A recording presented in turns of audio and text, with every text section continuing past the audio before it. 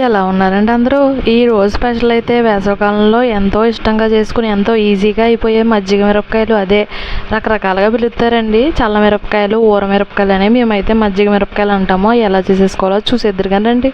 ఇలాగా లావుపాటి పచ్చిమిరపకాయలు తీసేసుకున్నామండి. అవి బాగా కడిగేసేసుకుని ఇలా నిలువుగా కోసేసి, తొడుములు తీయక్కర్లేదండి. తొడుములు ఎంచక్కనే తీయకుండా మనం ఆల్రెడీ 1/2 లీటర్ పెరుగు ఉంది కదండి, దాన్ని మజ్జిగగా చేసేసుకుని అందులో తగినంతగా పసుపు, తగినంతగా ఉప్పు ఆల్రెడీ కలిపేసుకుని ఉంచేసుకున్నాం కదా, అందులోనే మనం నిలువు కోసుకున్న మిరపకాయలు ఉన్నాయి కదండి, అవన్నీ ఇందులోనే ముంచేయాలండి. అలా ముంచేసిన తర్వాత వాటిని అలా 3 రోజులు ఊరబెట్టేయాలండి. ఊరబెడితేనే భలేగా ఊరతాయి. పెరుగు ఎంచక్కనే మిరపకాయల్లో ఊరుతుంది, చాలా బాగుంటుందండి. ఇలా 3 రోజులు అయిన తర్వాత వాటిని ఇలా ఎండబెట్టేసేసి అలా 3 రోజుల ప్రాసెస్ అండి ఇది.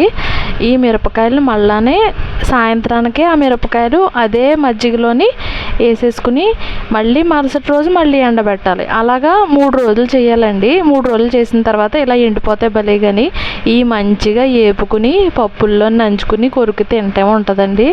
చాలా బాగుంటుందండి. చాలా ఈజీ ప్రాసెస్ కూడాని. ఇదండి వాళ్ళ వీడియో. ప్లీజ్ లైక్ చేసి, షేర్ చేసి, సబ్స్క్రైబ్ చేసుకోండి. కొంచెం రీసెంట్గా ఛానల్ పెట్టే ఉంటానే.